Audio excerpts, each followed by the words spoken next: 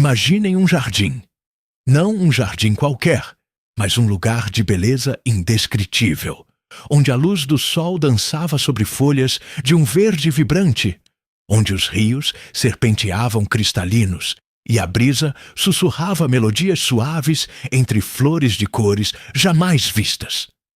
Um lugar onde a harmonia era a própria essência da existência, onde não havia dor, tristeza ou medo. Neste paraíso, conhecido como Jardim do Éden, viviam Adão e Eva, os primeiros seres humanos, em perfeita sintonia com a natureza e, mais importante, em comunhão direta e ininterrupta com o seu Criador, Deus. Eles caminhavam juntos, de mãos dadas, sob a glória de uma manhã eterna, com a inocência estampada em seus olhares e a pureza em seus corações. Não conheciam a vergonha, a culpa ou a discórdia. Mas então, como foi que a humanidade, nascida em tal perfeição, perdeu essa graça original?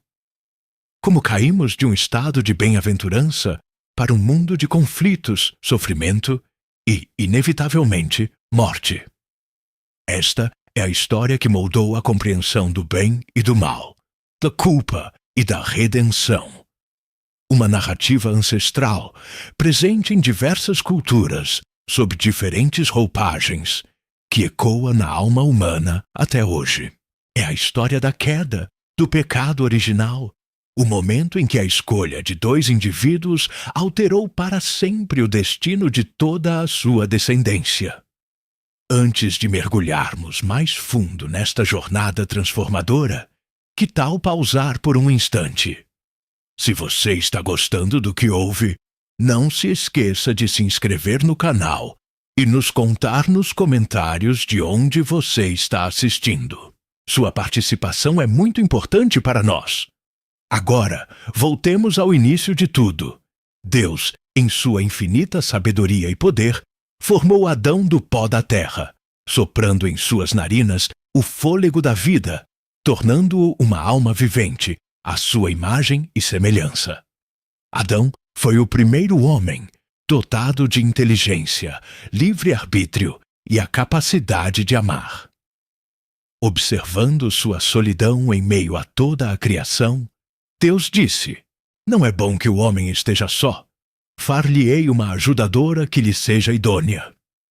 E assim, enquanto Adão dormia profundamente, Deus tirou uma de suas costelas e dela formou Eva, a primeira mulher, a companheira perfeita. Ao vê-la, Adão exclamou: "Esta sim é osso dos meus ossos e carne da minha carne." O Jardim do Éden era o lar perfeito para eles.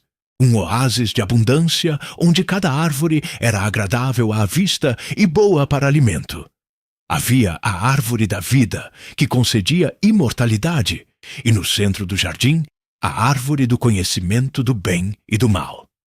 Sobre esta última, Deus impôs uma única restrição: de toda árvore do jardim comerás livremente, mas da árvore do conhecimento do bem e do mal, dela não comerás, porque no dia em que dela comeres, certamente morrerás.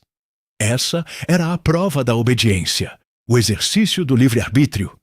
Adão e Eva viviam em paraíso, com uma única regra, um único limite, que os lembrava de sua dependência e relacionamento com o Criador. A comunhão com Deus era plena, sem véus, sem barreiras. Eles eram a coroa da criação, vivendo em um estado de inocência e graça. Mas a perfeição do Éden estava prestes a ser desafiada. Fora daquele jardim idílico, uma força maligna e antiga espreitava. O diabo, também conhecido como Satanás ou Lúcifer, era um anjo caído, expulso do céu por sua rebelião e inveja contra Deus. Ele não suportava a ideia de ver a humanidade desfrutar de uma intimidade com o Criador que ele mesmo havia rejeitado.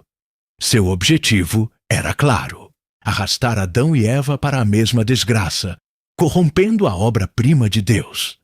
Para isso, ele escolheu um instrumento astuto e enganador: a serpente, o mais sagaz de todos os animais selvagens que o Senhor Deus havia feito.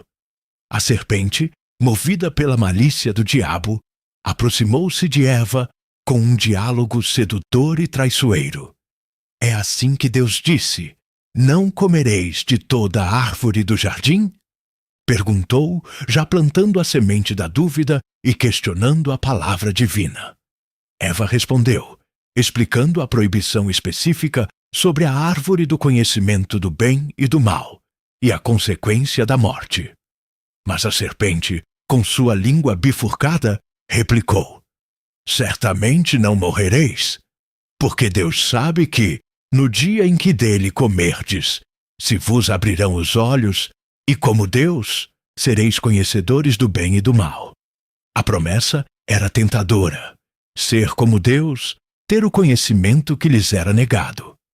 A tentação não era apenas de desobedecer, mas de aspirar a uma divindade que não lhes pertencia, de quebrar a hierarquia divina, de se igualar ao Criador. Imaginem um jardim. Não um jardim qualquer, mas um lugar de beleza indescritível, onde a luz do sol dançava sobre folhas de um verde vibrante, onde os rios serpenteavam cristalinos e a brisa sussurrava melodias suaves entre flores de cores jamais vistas. Um lugar onde a harmonia era a própria essência da existência, onde não havia dor, tristeza ou medo. Neste paraíso, conhecido como Jardim do Éden, viviam Adão e Eva, os primeiros seres humanos, em perfeita sintonia com a natureza e, mais importante, em comunhão direta e ininterrupta com o seu Criador, Deus. Eles caminhavam juntos, de mãos dadas, sob a glória de uma manhã eterna, com a inocência estampada em seus olhares e a pureza em seus corações. Não conheciam a vergonha, a culpa ou a discórdia. Mas então, como foi que a humanidade, nascida em tal perfeição, perdeu essa graça original? Como caímos de um estado de bem-aventurança para um mundo de conflitos, sofrimento e, inevitavelmente, morte? Esta é a história que moldou a compreensão do bem e do mal, da culpa e da redenção. Uma narrativa ancestral, presente em diversas culturas, sob diferentes roupagens, que ecoa na alma humana até hoje. É a história da queda, do pecado original, o momento em que a escolha de dois indivíduos alterou para sempre o destino de toda a sua descendência. Antes de mergulharmos mais fundo nesta jornada transformadora, que tal pausar por um instante? Se você está gostando do que ouve, não se esqueça de se inscrever no canal e nos contar nos comentários de onde você está assistindo. Sua participação é muito importante para nós. Agora, voltemos ao início de tudo. Deus, em sua infinita sabedoria e poder, formou Adão do pó da terra, soprando em suas narinas o fôlego da vida, tornando-o uma alma vivente, à sua imagem e semelhança. Adão foi o primeiro homem, dotado de inteligência, livre-arbítrio e a capacidade de amar. Observando sua solidão em meio a toda a criação, Deus disse: "Não é bom que o homem esteja só. Far-lhe-ei uma ajudadora que lhe seja idônea." E assim, enquanto Adão dormia profundamente, Deus tirou uma de suas costelas, e dela formou Eva, a primeira mulher, a companheira perfeita. Ao vê-la, Adão exclamou: "Esta sim é osso dos meus ossos e carne da minha carne." O Jardim do Éden era o lar perfeito para eles, um oásis de abundância onde cada árvore era agradável à vista e boa para alimento. Havia a árvore da vida, que concedia a imortalidade, e no centro do jardim, a árvore do conhecimento do bem e do mal. Sobre esta última, Deus impôs uma única restrição: de toda a árvore do jardim comerás livremente, mas da árvore do conhecimento do bem e do mal, dela não comerás. porque no dia em que dela comeres, certamente morrerás. Essa era a prova da obediência, o exercício do livre-arbítrio. Adão e Eva viviam em paraíso, com uma única regra, um único limite, que os lembrava de sua dependência e relacionamento com o Criador. A comunhão com Deus era plena, sem véus, sem barreiras. Eles eram a coroa da criação, vivendo em um estado de inocência e graça. Mas a perfeição do Éden estava prestes a ser desafiada. Fora daquele jardim idílico, uma força maligna e antiga espreitava. O diabo, também conhecido como Satanás ou Lúcifer, era um anjo caído, expulso do céu por sua rebelião e inveja contra Deus. Ele não suportava a ideia de ver a humanidade desfrutar de uma intimidade com o Criador que ele mesmo havia rejeitado. Seu objetivo era claro: arrastar Adão e Eva para a mesma desgraça, corrompendo a obra-prima de Deus. Para isso, ele escolheu um instrumento astuto e enganador: a serpente, o mais sagaz de todos os animais selvagens que o Senhor Deus havia feito. A serpente, movida pela malícia do diabo, aproximou-se de Eva com um diálogo sedutor e traiçoeiro. É assim que Deus disse: não comereis de toda a árvore do jardim. No busto ponto de tejur de andor? Perguntou, já plantando a semente da dúvida e questionando a palavra divina. Eva respondeu, explicando a proibição específica sobre a árvore do conhecimento do bem e do mal, e a consequência da morte. Mas a serpente, com sua língua bifurcada, replicou: certamente não morrereis, porque Deus sabe que, no dia em que dele comerdes, se vos abrirão os olhos, e como Deus, sereis conhecedores do bem e do mal. A promessa era tentadora: ser como Deus, ter o conhecimento que lhes era negado. A tentação não era apenas de desobedecer, mas de aspirar a uma divindade que não lhes pertencia, de quebrar a hierarquia divina, de se igualar ao Criador. Eva, seduzida pela astúcia da serpente, começou a contemplar o fruto com novos olhos. A beleza já existente da fruta, antes vista como parte da criação de Deus, agora se transformava em um objeto de desejo proibido, um portal para o conhecimento. A semente da dúvida, cuidadosamente plantada pelo diabo, germinava em sua mente, distorcendo a percepção da realidade e da benevolência divina. Ela viu que a árvore era boa para se comer, agradável aos olhos e, acima de tudo, desejável para dar entendimento. A promessa de se tornar como Deus, de transcender sua condição de criatura para alcançar um patamar superior de sabedoria, era irresistível.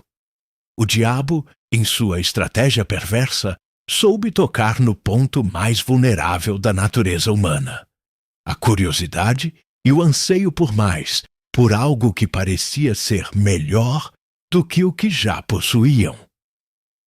A serpente não ofereceu uma verdade, mas uma ilusão, um atalho para um poder e um conhecimento que, na verdade, os afastariam da verdadeira sabedoria e da fonte de toda a vida.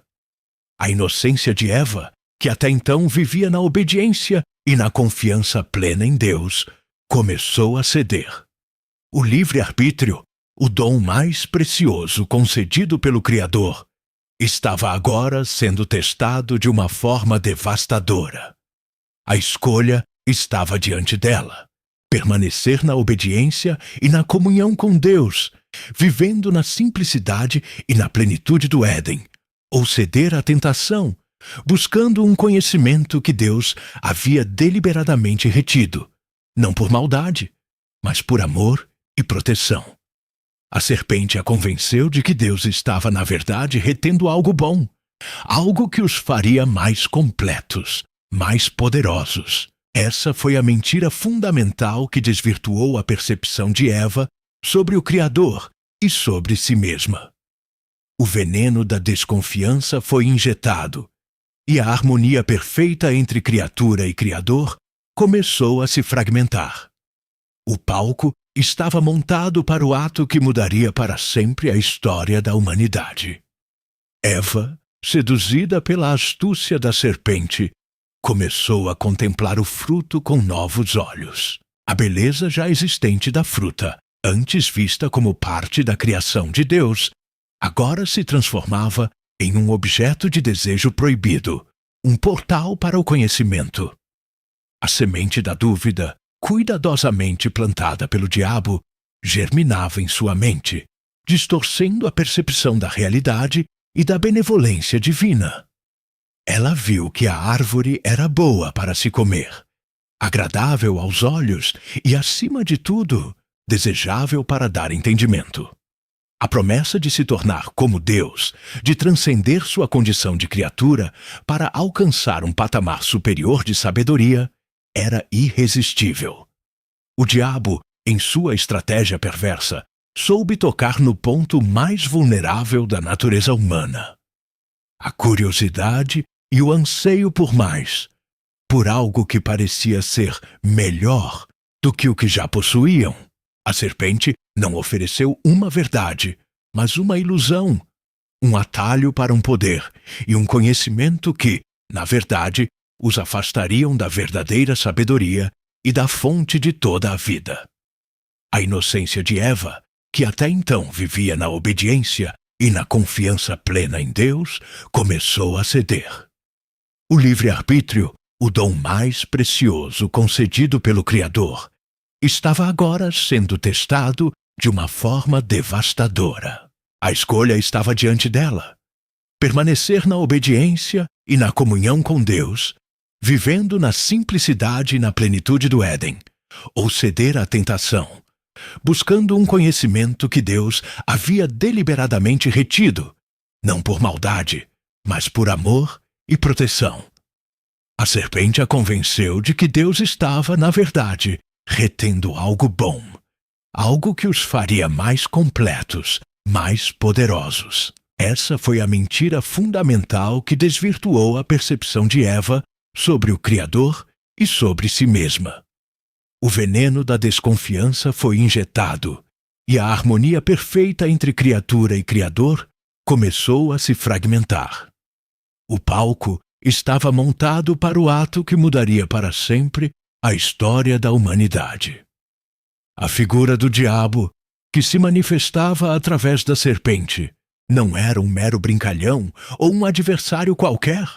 Satanás, ou Lúcifer, como era conhecido em sua glória original, era um anjo da mais alta hierarquia, dotado de beleza e inteligência sem par. Mas sua soberba e inveja o levaram à rebelião contra Deus. Ele não aceitava a autoridade divina, aspirando a um trono acima das estrelas de Deus. Essa insurreição resultou em sua queda, arrastando consigo uma multidão de outros anjos. Expulso do céu, seu ódio pelo Criador se intensificou, encontrando na recém-criada humanidade um alvo perfeito para sua vingança. O diabo enxergava em Adão e Eva a imagem e semelhança de Deus, uma criação que ele mesmo não suportava. A felicidade e a inocência deles no jardim do Éden eram um lembrete constante de sua própria desgraça e exílio. Por isso, ele arquitetou um plano para corromper essa pureza, para arrastar a humanidade para a mesma condenação que ele havia abraçado. Não era uma simples maldade, mas uma estratégia calculada, nascida de um profundo ressentimento e uma sede insaciável de destruir tudo o que Deus amava. Ele sabia que se conseguisse quebrar a relação de confiança entre Deus e seus filhos humanos, conseguiria um golpe devastador contra o Criador. A escolha da serpente como instrumento não foi aleatória. Naquele tempo, a serpente era descrita como o mais sagaz de todos os animais do campo, uma criatura de movimentos furtivos e uma astúcia inata. Era a camuflagem perfeita para a malevolência de Satanás. permitindo-lhe aproximar-se de Eva sem levantar suspeitas imediatas, apresentando-se como uma voz da natureza, e não como uma ameaça sobrenatural. A serpente, com sua capacidade de sussurrar e insinuar, era o veículo ideal para semear a dúvida e a discórdia. O diálogo com Eva foi uma obra-prima de manipulação psicológica. Ao questionar a ordem divina, é assim que Deus disse: não comereis de toda a árvore do jardim. Mior et Yordium. O diabo não apenas plantou a semente da dúvida, mas também distorceu a verdade. Deus havia dado permissão para comer de todas as árvores, exceto uma. Ao generalizar a proibição, a serpente fez parecer que Deus era arbitrário e restritivo, minando a imagem de um Criador benevolente. Eva, em sua inocência, corrigiu a serpente, mas já estava engajada no diálogo. Já havia aberto a porta para a voz da tentação. A resposta da serpente: certamente não morrereis, porque Deus sabe que, no dia em que dele comerdes, se vos abrirão os olhos, e como Deus, sereis conhecedores do bem e do mal. Foi a mentira mais perigosa. Ela não apenas contradisse diretamente a palavra de Deus, mas também imputou a Deus motivos egoístas. A serpente sugeriu que Deus estava privando-os de algo essencial para mantê-los em um estado de inferioridade. A promessa de ser como Deus era o ápice da tentação, apelando diretamente ao orgulho e à aspiração de autonomia. Não seria apenas o conhecimento do bem e do mal, mas a capacidade de discernir e julgar por si mesmos, de serem seus próprios deuses. Este foi o momento crucial, onde a vontade humana foi confrontada com a sedução do poder e da independência. A armadilha estava armada, e Eva estava prestes a cair nela, levando toda a humanidade consigo. A hesitação de Eva, uma breve pausa que marcou o limiar entre a inocência e a transgressão, não foi suficiente para deter o ímpeto da tentação. A voz sussurrante da serpente, impregnada de malícia e promessas enganosas, havia plantado uma semente poderosa em seu coração. Ela olhou novamente para o fruto, mas agora não era apenas um objeto. Era a materialização de uma promessa, a chave para um conhecimento que, segundo a serpente, a elevaria a um patamar divino. A árvore, que antes era apenas uma das muitas no vasto Éden, transformou-se no centro de sua atenção, no epicentro de sua escolha. A visão do fruto era, de fato, atraente, não apenas belo aos olhos, mas também, e mais perigosamente, desejável para a sabedoria. A serpente havia habilmente explorado a curiosidade e o anseio inato por crescimento e entendimento, que são partes intrínsecas da condição humana. Eva não buscava o mal por si mesmo, mas sim uma elevação, uma expansão de sua própria existência. A armadilha estava em acreditar que essa elevação poderia vir da desobediência a quem a havia criado e amado. A fruta, em sua aparência inocente, escondia a amarga verdade da separação. Com a mente obscurecida pela promessa de divindade e os olhos fixos na recompensa ilusória, Eva estendeu a mão. Seus dedos envolveram o fruto proibido, a textura suave, a cor vibrante. Não houve um trovão, não houve um terremoto, apenas o silêncio do jardim, que parecia prender a respiração. E então ela o mordeu. O sumo escorreu, o sabor talvez agridoce, mas o ato em si foi o rompimento da obediência, a quebra do pacto primordial. Naquele instante, a harmonia perfeita com Deus foi estilhaçada. A decisão de Eva, embora monumental, não foi solitária. Adão, seu companheiro, sua outra metade, estava ali, ao seu lado.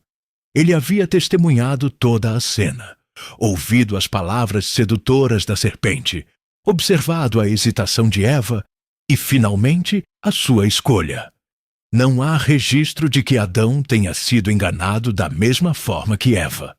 Sua decisão, portanto, carrega um peso diferente, uma consciência mais aguda da transgressão.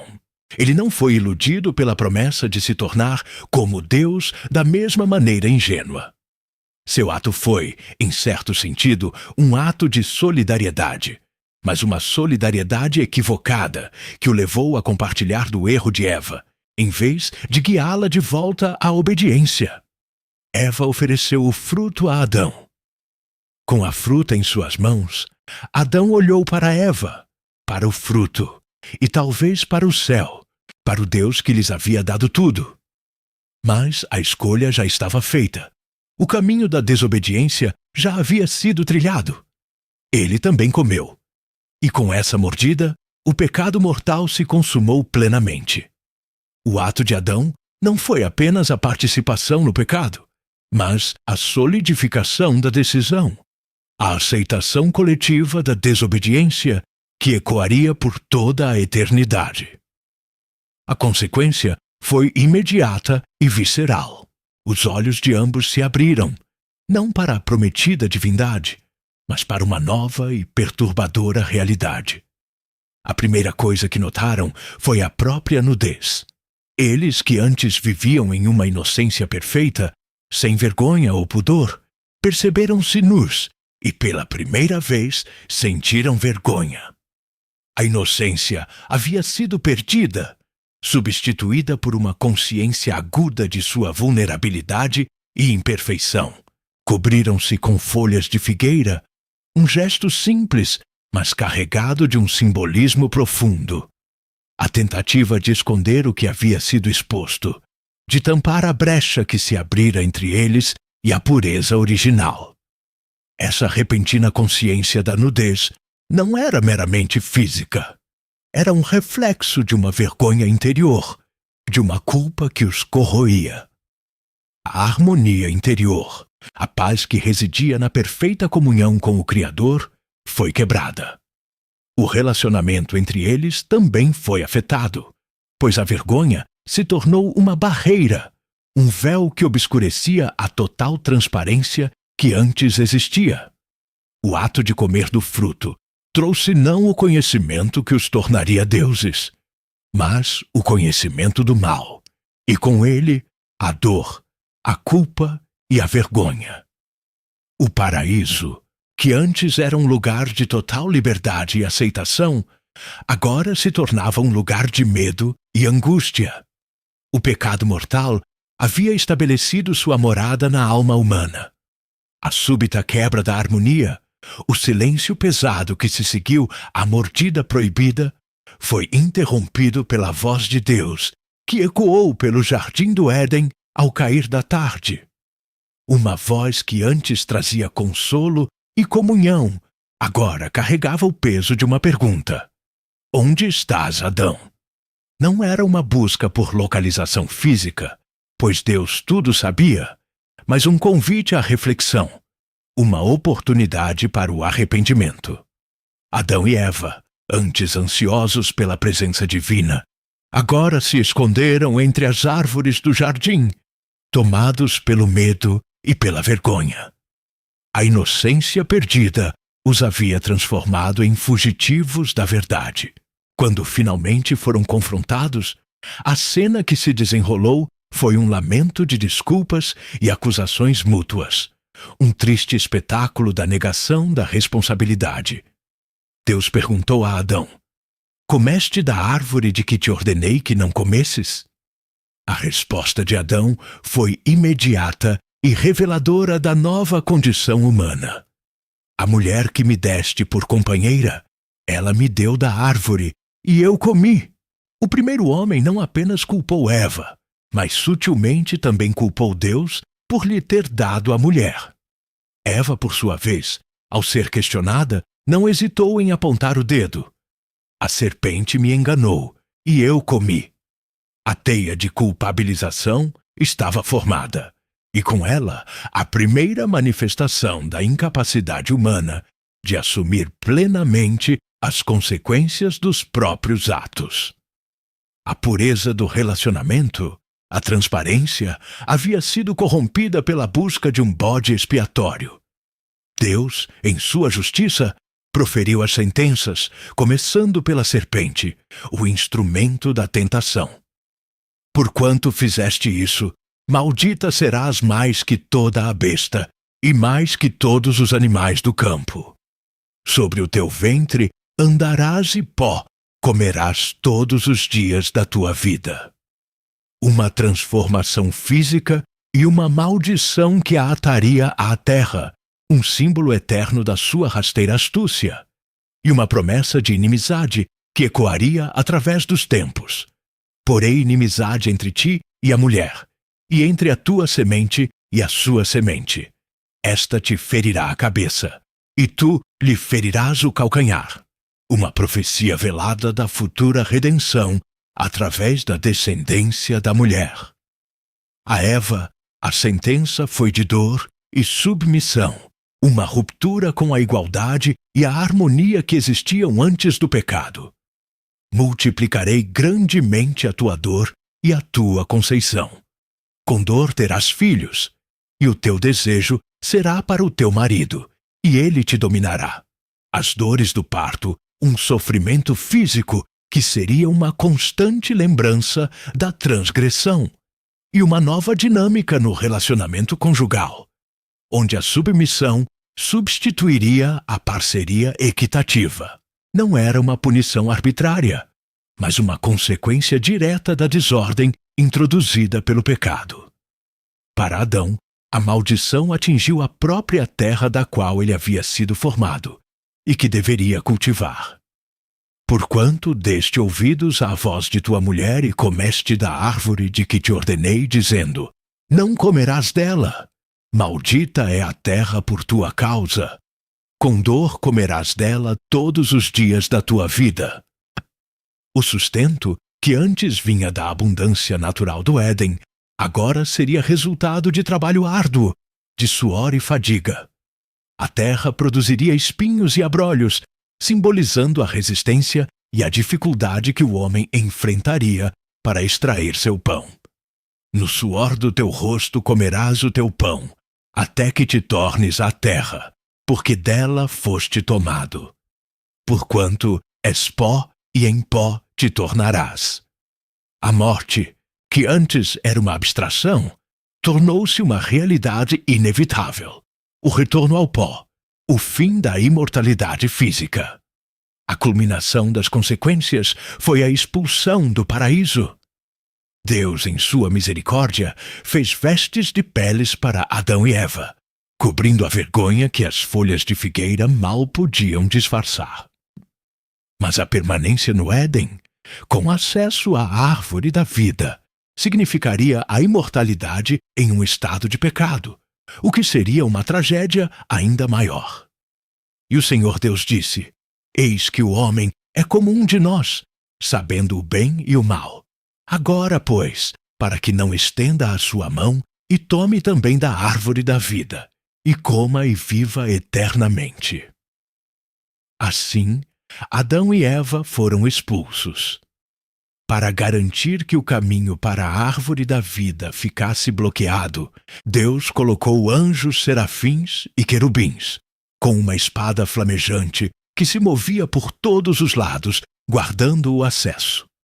A imagem desses seres celestiais, poderosos e resplandecentes, selava a separação entre a humanidade e o Éden, entre o homem e a imortalidade na presença divina. O jardim, que antes era um lar de perfeita comunhão, tornou-se um lugar proibido, um lembrete constante da perda. O pecado não foi apenas um ato de desobediência, foi a quebra de um relacionamento, a introdução da dor, do sofrimento e da morte no mundo, alterando para sempre a condição humana e o destino de toda a sua descendência.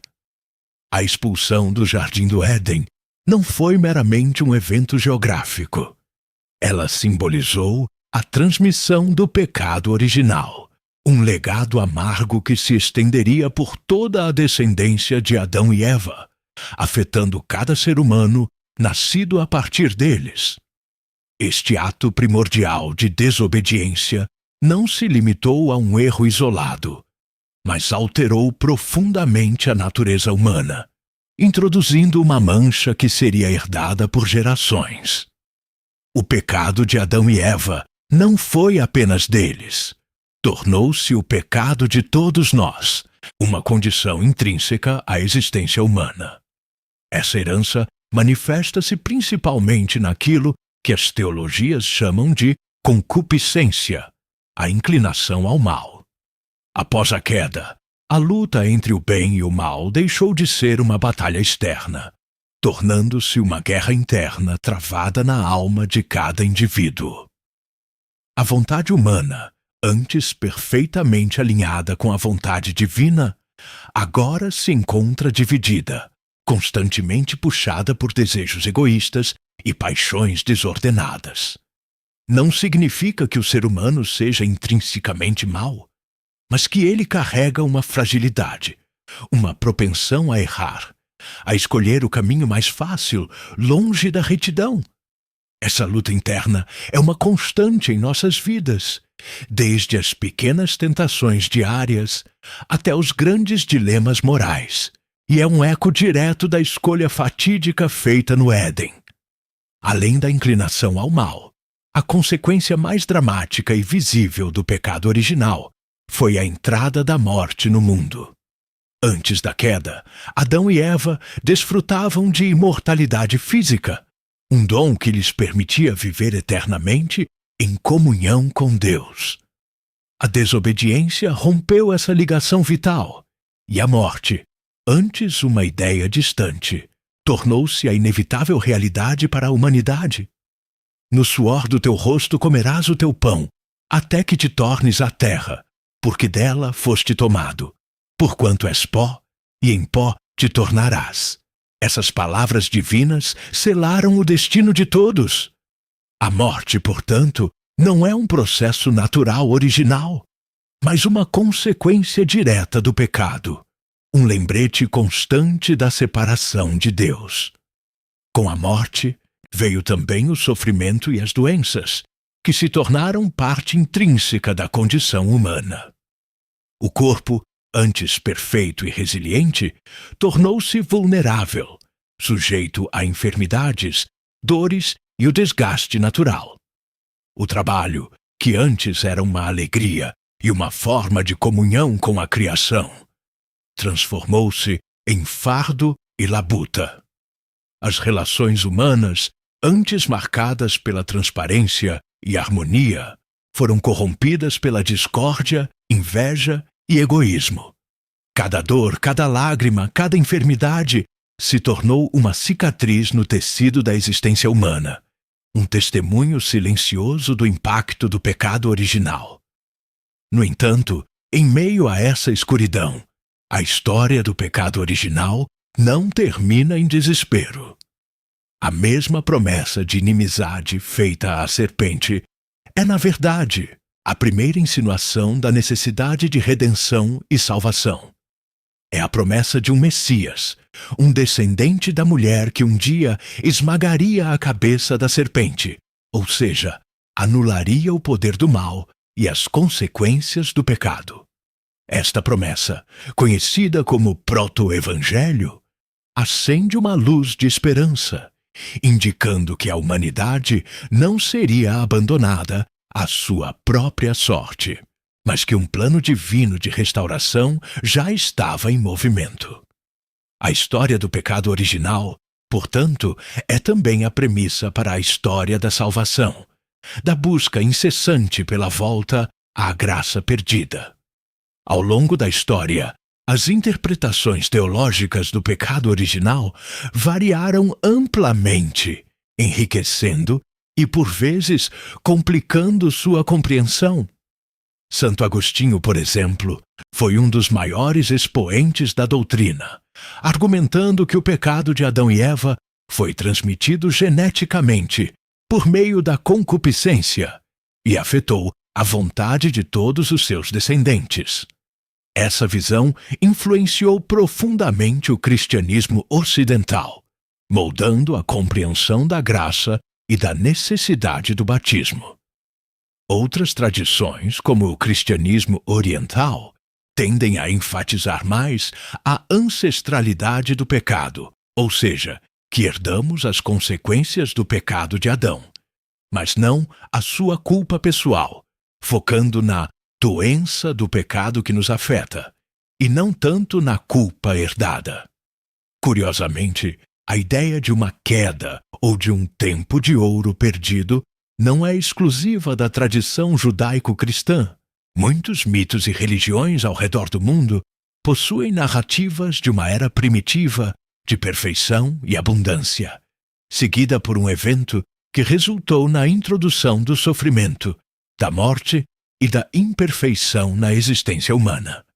Isso sugere uma percepção universal da condição humana, uma consciência profunda de que algo fundamental foi perdido e que a vida como a conhecemos está longe de ser o ideal. A história de Adão e Eva, portanto, ressoa em um nível arquetípico, tocando em verdades universais sobre a natureza humana, sua moralidade, suas escolhas e suas consequências. Ela nos força a confrontar a realidade de nossa própria fragilidade e a constante necessidade de buscar algo maior, algo que transcenda nossas limitações herdadas. A história de Adão e Eva, com sua riqueza de detalhes e seu profundo simbolismo, transcende a mera narrativa bíblica para se tornar um pilar fundamental na compreensão da condição humana. Ela não é apenas um relato de um evento primordial, mas um espelho que reflete as complexidades de nossa própria existência, nossas escolhas e as reverberações que elas carregam. Ao olharmos para a expulsão do Éden, não estamos apenas contemplando um passado distante, mas confrontando as raízes de nossa própria fragilidade, da nossa inclinação para o erro e da nossa incessante busca por redenção. Essa narrativa nos força a reconhecer que, assim como Adão e Eva, somos seres dotados de livre-arbítrio, capazes de escolher entre a obediência e a desobediência, entre a luz e a sombra, e que cada uma dessas escolhas molda não apenas nosso destino individual, mas também o tecido coletivo da humanidade. No entanto, a mensagem central dessa história milenar não é de desespero, mas sim de uma esperança inabalável. Apesar da queda e de todas as suas consequências, a narrativa bíblica nos apresenta um Deus que, mesmo em sua justiça, não abandona suas criaturas. A promessa do Messias, o proto-evangelho, ecoa como um farol de luz na escuridão do pecado, indicando que a redenção é possível, que o perdão está ao alcance e que a restauração da comunhão perdida é o objetivo final. Essa esperança é o que nos impulsiona, através dos séculos, a buscar uma vida de virtude, a superar as tentações que se apresentam em nosso caminho e a lutar contra a concupiscência que reside em nossos corações. É um convite constante para olharmos além de nossas falhas e vislumbrarmos a possibilidade de um retorno à graça.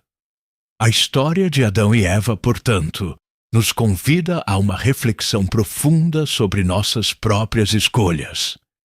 Quantas vezes, em nosso dia a dia, somos confrontados com frutos proibidos, decisões que prometem prazer imediato ou conhecimento ilusório, mas que, no fundo, nos afastam de nossos princípios e de um bem maior? A tentação se manifesta de inúmeras formas, seja na busca desenfreada por poder, na inveja do sucesso alheio, na mentira conveniente ou na indiferença perante o sofrimento do próximo. Cada uma dessas manifestações é um eco da voz da serpente, sussurrando promessas vazias e distorcendo a verdade. Reconhecer essa dinâmica em nossas próprias vidas é o primeiro passo para resistir e, consequentemente, para buscar um caminho de maior integridade e propósito. A busca por uma vida de virtude e a superação das tentações não são tarefas fáceis. Elas exigem autoconhecimento, disciplina e uma conexão profunda com valores que transcendem o material e o efêmero. No entanto, é nesse esforço contínuo que encontramos a verdadeira essência da liberdade humana. A capacidade de escolher o bem, mesmo quando o mal se apresenta de forma sedutora. É uma jornada que nos convida a reavaliar nossas prioridades, a cultivar a gratidão, a praticar a compaixão e a buscar a sabedoria que nos guia para além das aparências. Ao fazê-lo, estamos, de certa forma, reescrevendo nossa própria história, não para apagar o passado, mas para construir um futuro onde a harmonia e a comunhão possam ser, em alguma medida, restauradas. Esta narrativa, tão antiga quanto a própria humanidade, continua a ser relevante para nós hoje. Ela nos desafia a olhar para dentro, a questionar nossas motivações e a compreender o impacto de nossas ações. A história de Adão e Eva não é apenas um mito distante. É uma verdade viva que se desdobra em cada escolha que fazemos, em cada luta que travamos e em cada ato de redenção que buscamos. Convidamos você, espectador, a aprofundar-se ainda mais na teologia e na filosofia por trás do pecado original.